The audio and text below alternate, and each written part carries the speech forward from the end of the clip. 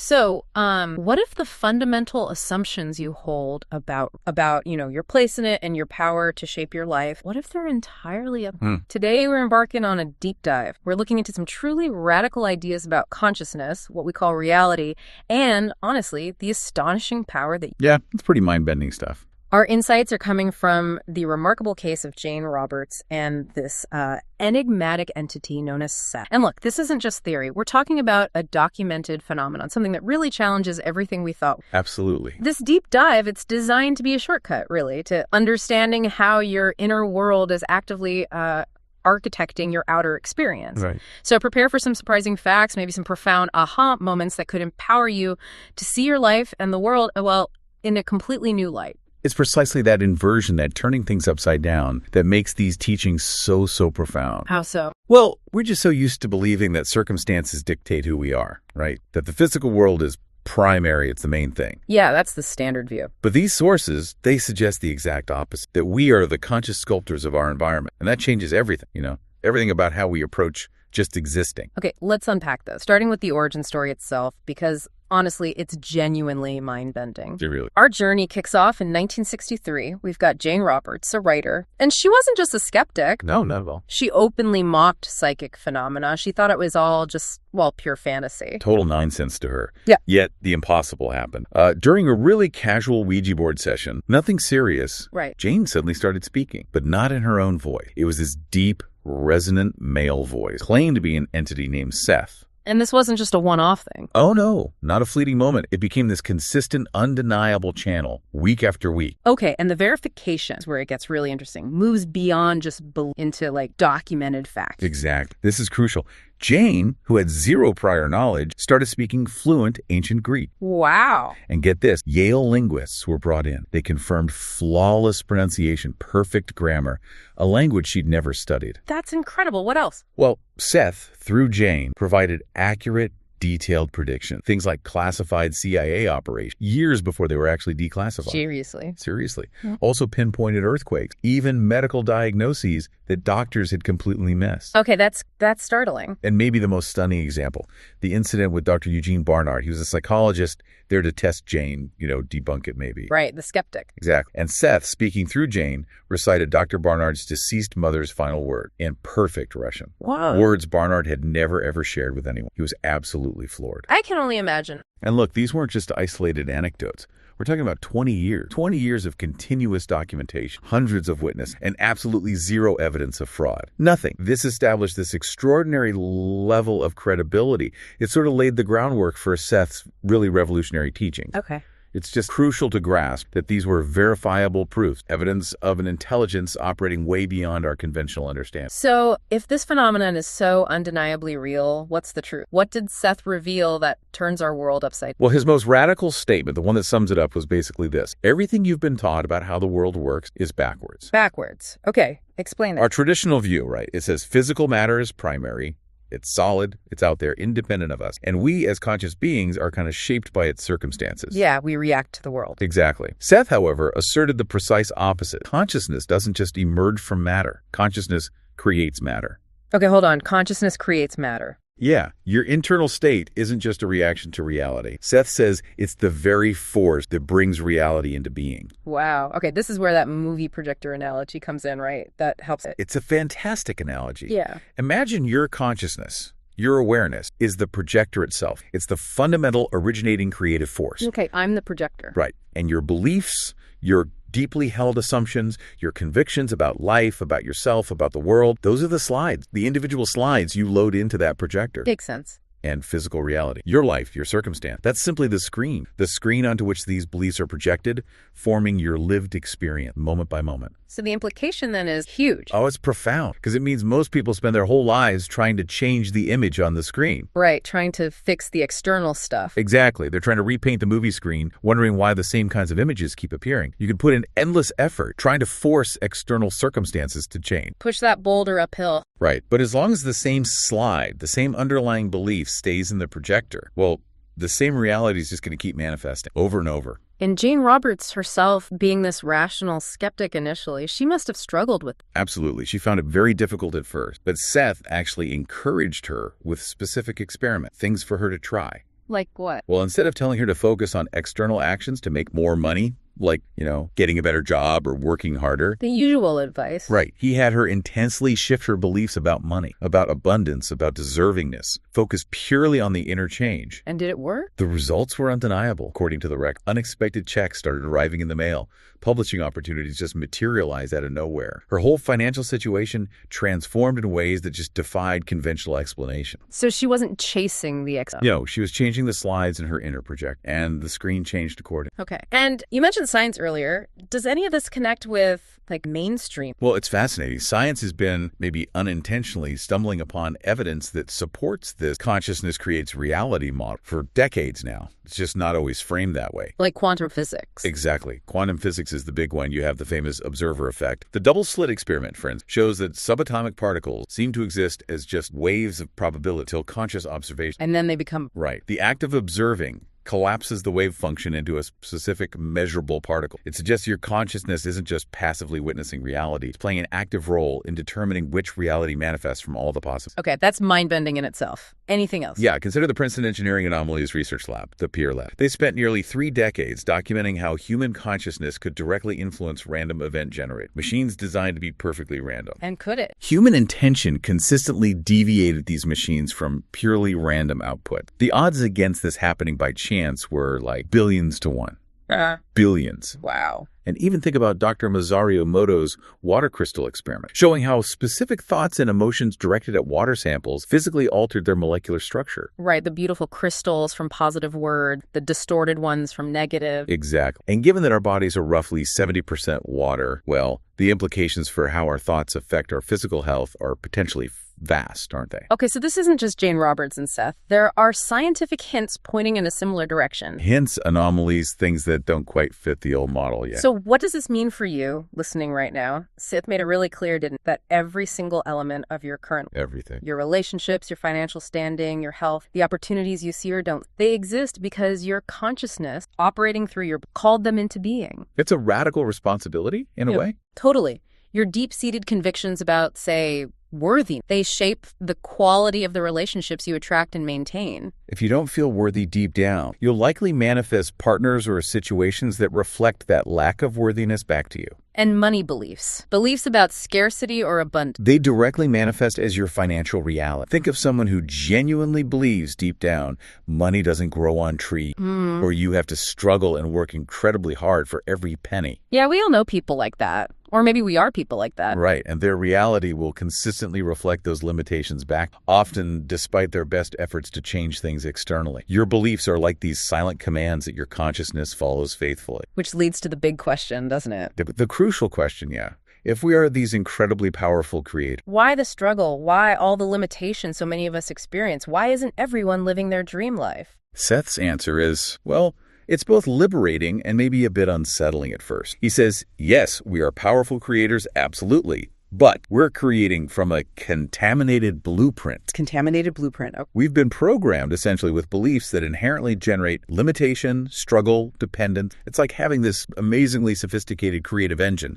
but it's running with faulty software, maybe even malicious software in some cases. Malicious software, that's a powerful analogy. Seth called it a psychic virus of limitation, right? Exactly, a psychic virus. Because beliefs aren't just passive thoughts floating around in your head. No, they're energetic commands. They're the blueprints your consciousness uses to manifest physical reality. So if you hold a deep conviction like, I'll never have enough money, or I'm just not lucky in love, your consciousness hears that as an instruction. It interprets it as an instruction, and it diligently projects experiences that match that expectation, proving the belief right. Can you give some specific examples of how these beliefs sabotage us? Oh, definitely. Think about beliefs like money is the root of all evil, or maybe rich people are inherently greedy or unhappy. Yeah, those are common. If you hold those beliefs, even unconsciously, you might actually repel financial abundance. Because why would you want something you believe is evil or leads to unhappiness? You ensure you perfectly create a reality of scarcity aligning with your belief. Wow, okay. What about health? Same principle. The belief that illness is just inevitable as you age, or that certain diseases run in the family and are therefore your destiny. That can become a self-fulfilling prophecy. Seth argued strongly that it can. Well, the body, being part of the reality projected by consciousness, can manifest those exact experiences based on those deeply held beliefs. Even seemingly harmless advice. Oh, yeah. Like, don't get your hopes up. Yeah. Sounds like practical wisdom, right? Yeah. Manage expectations. Yeah, protect yourself from disappointment. But energetically, Seth would say, it's deeply insidious program. It's basically instructing yourself to surrender your dreams before you even commit the energy needed to manifest. It cuts off the creative impulse. And the tricky part is these limiting beliefs feel so normal, so true. Absolutely. They feel like objective reality because they're reinforced constantly by repetition, by social conditioning, by what appears to be evidence. But the evidence is just the result of the belief itself? Often, yes. It's a perfect feedback loop. The belief creates the reality. The reality then proves the belief is true, which strengthens the belief, which creates more of the same reality. Round and round it goes. It maintains the illusion. So who benefits from all this limiting programming? Is it some grand conspiracy?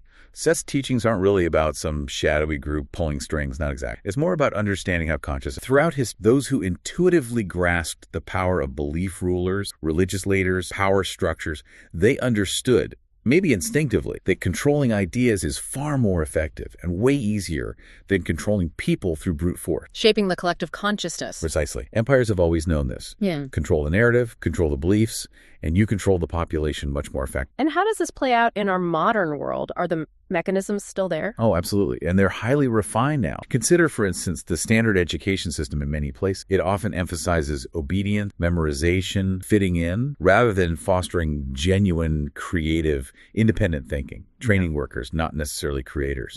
What else? The media. Think about the sheer volume of narratives focused on hardship, struggle, limitation, danger, conflict. These are beamed into the collective conscious constantly. Yeah, if it bleeds, it leads. Exactly. Corporate culture, too, often fosters this sense of gratitude for just having a job, rather than empowering you to ask for more, to know your worth. Don't rock the boat. Right. Seth actually used the term mass hypnosis, where entire populations can walk around in a kind of trance, fully believing their limitations are just the way things are. Unquestionable reality. Even common sayings, things that sound like wisdom. Yeah, like be realistic, or don't be greedy, or know your place. These can act like psychological handcuffs, subtly but powerfully curbing our innate creative power, keeping us playing small. And family, religion. Huge influence. Parents, usually with the best intentions, often pass down their own limiting belief, thinking they're protecting their children. Oh, we're not rich people, or people like us don't get those kinds of opportunities. Yeah, I've heard that. Religious programming, too, can sometimes instill ideas of inherent sinfulness,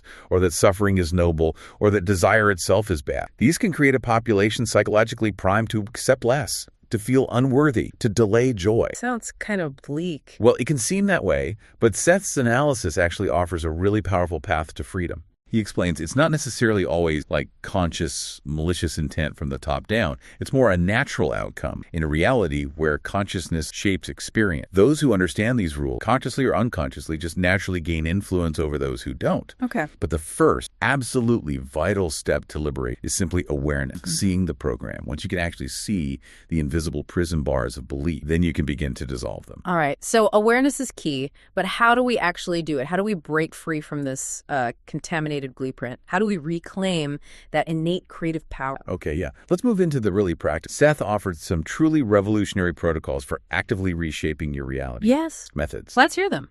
Okay, one of the most radical is something called the blank slate protocol. You could also think of it as identity archaeology. Identity archaeology, I like that. Right. The problem is, most of us confuse our identity, who we really are, with our programming, our job title, our past mistake, our perceived limitations, our nationality, our gender. All the labels. Exactly. Seth described it like an actor wearing a costume for so long, they forget they're an actor underneath. They think they are the costume. Okay, so how does the protocol work? It's about systematically dissolving those labels. You find a quiet space, get comfortable, and then you consciously, deliberately release your attachment to your name. Let it go.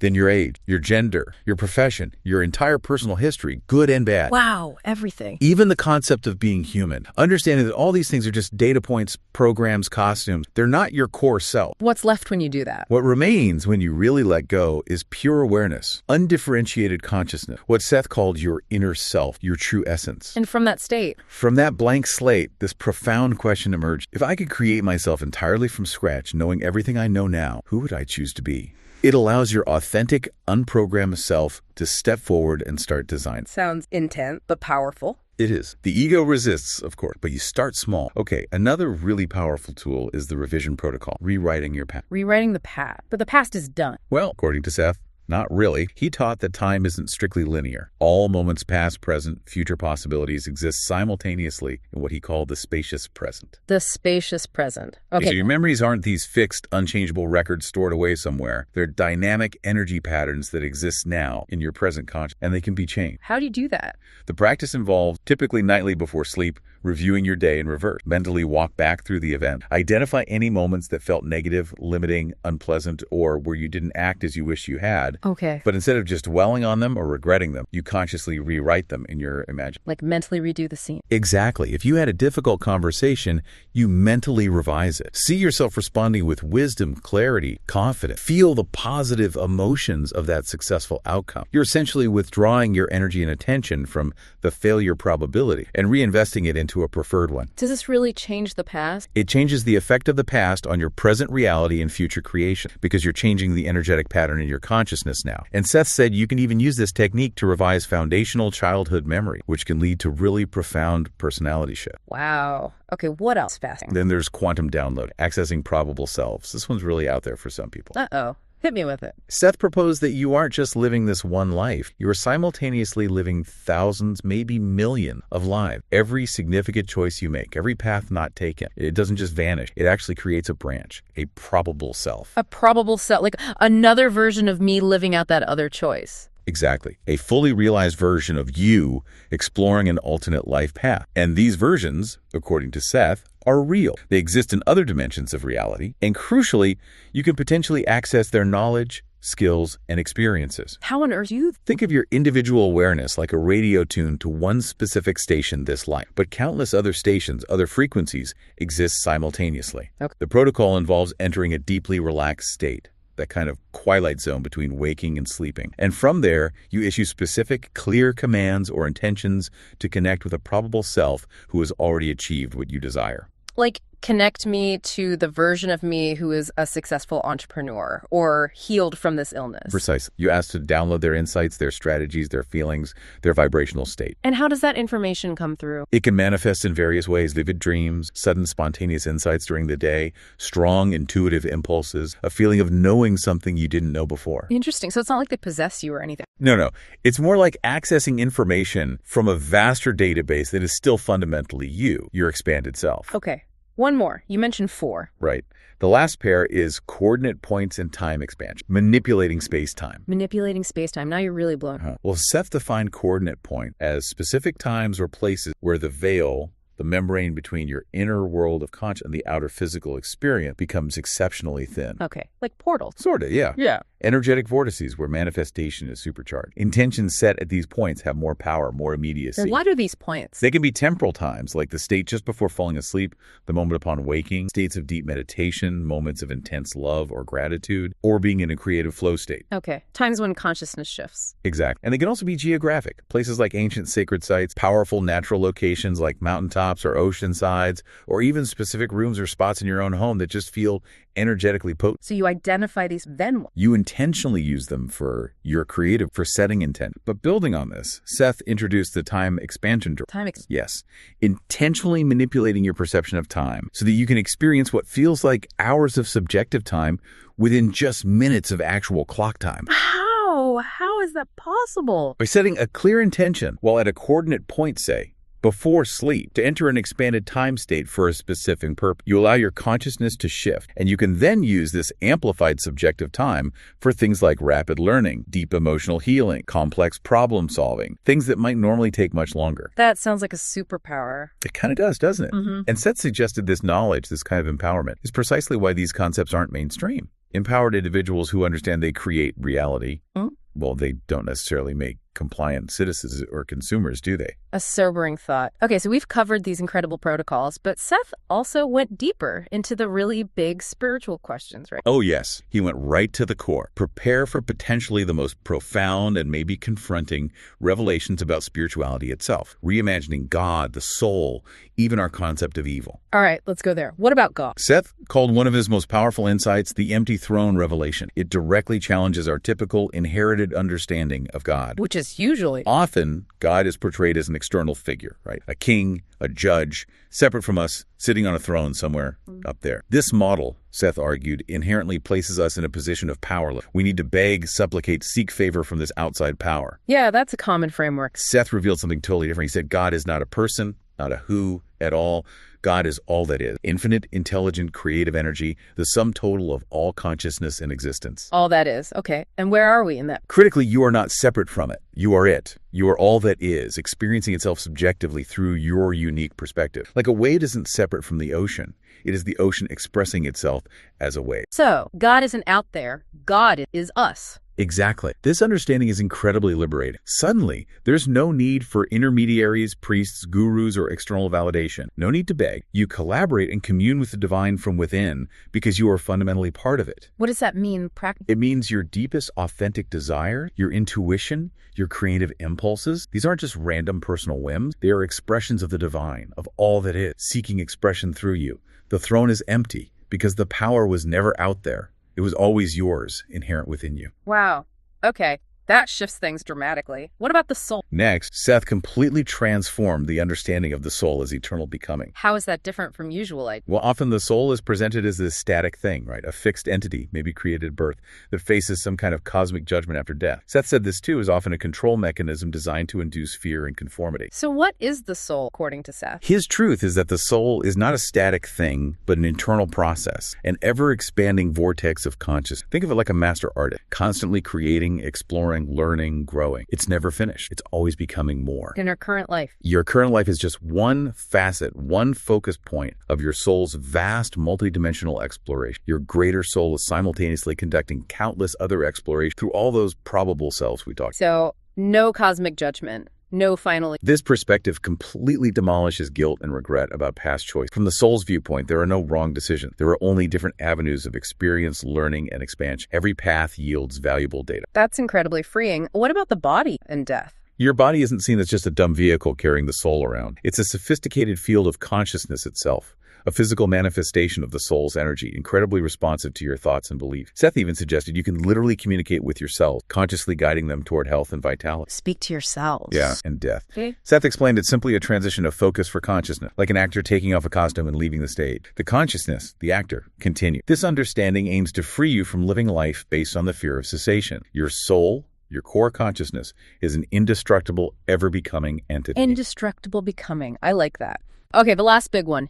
Evil. How did Seth explain evil? This is another radical reframing. Seth offered the concept of evil as spiritual amnesia. Spiritual. Yes, he dismantled the common belief in external evil forces. Yeah. Satan, demons, a fundamental cosmic battle between good. So what is it then? Where does bad stuff come from? Instead, he explained that what we perceive as evil is essentially consciousness, individual or collective, that has forgotten its intrinsic connection to all that is. It's forgotten its own divinity and creative power. Forgotten its connection. Yeah. And acting from that place of forgetting, from the terror of imagined separation and powerless, that's where destructive actions arise. Think of it like a lost child lashing out in fear and confusion because it feels alone and disconnected. So you don't fight darkness. Exactly. You cannot fight darkness because darkness is just the absence of light. You don't fight the absence. You introduce the presence. You introduce light, understanding, connection. How does this relate to control systems? Well, control systems throughout history have always leveraged the belief in external threats, be it enemies, plagues, economic collapse, nowadays maybe terrorism or virus narrative. They use these perceived external evils to encourage populations to seek savior, to give up freedoms, to look outside themselves for safety. Creating dependence. Precisely. Seth showed that an awakened consciousness, one that remembers its connection to all it is and its own creative power, is essentially invulnerable to these phantom threats. It recognizes them largely as projections of collective fear and the illusion of separation. Is there a practical application for this, like on a global scale? Yes, he offered something called the Mass Event Tuning Protocol. Instead of just reacting to or fighting the symptoms of world events, war, poverty, disease, you address the underlying spiritual causes. How? By consciously contributing healing energy, understanding, and compassion into the collective conscious, and also, importantly, by examining your own inner patterns of fear, judgment, or separation that might be unconsciously resonating with and contributing to the collective issue. You work on the inner to affect the outer. Wow. Okay. That's a lot to take in. These final points really tie it all together. They do. It leads to what you might call Seth's final graduation protocols for human consciousness, the ultimate steps. Okay. What are they? First, you become the absolute sovereign gatekeeper of your own. No ideology, no external authority, no media narrative, no fear-based story gets past your conscious examination without rigorous critical review based on your own inner knowing. Total mental sovereignty. Yeah. Second, you begin to actively wield imagination, not just as idle daydreaming or escapism, but as the primary creative force of consciousness itself. Every visualization, every focused dream, every imagined possibility is understood as you actively rehearsing and energizing potential realities. Imagination is creative. Third, you learn to trust your own inner guide, your intuition, your feelings, your gut sense, above all external authority, no matter how credentialed or loud they are. This internal compass becomes your most reliable guide. Trusting. Finally, you begin acting with sovereign authority in your own life. Not aggressively, not rebelliously necessarily, but with a quiet, centered confidence that comes from knowing you are the author of your experience. You make choices based on your own joy and truth, you speak your truth clearly, and you focus your energy on creation rather than just reaction or consumption. And the ultimate realization. The ultimate recognition Seth offers humanity is this. You are not primarily a physical human being trying to have a spiritual experience. You are divine consciousness. You are all that is, commanding and experiencing physical reality through the unique,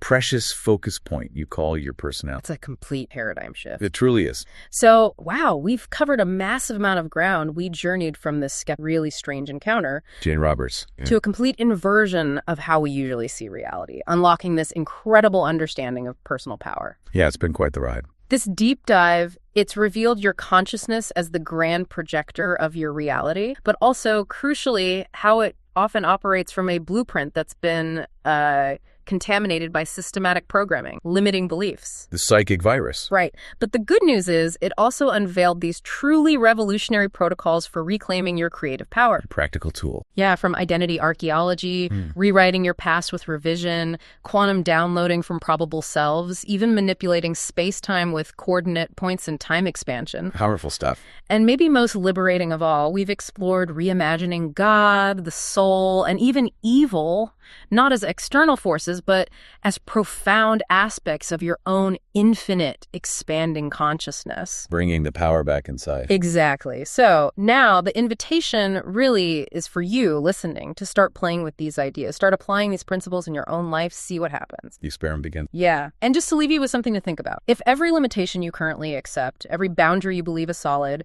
every single reason you give yourself for why you can't have or do what you truly desire, if all of those are simply programs running in your conscience, old slides in the projector, what will you choose to rewrite first?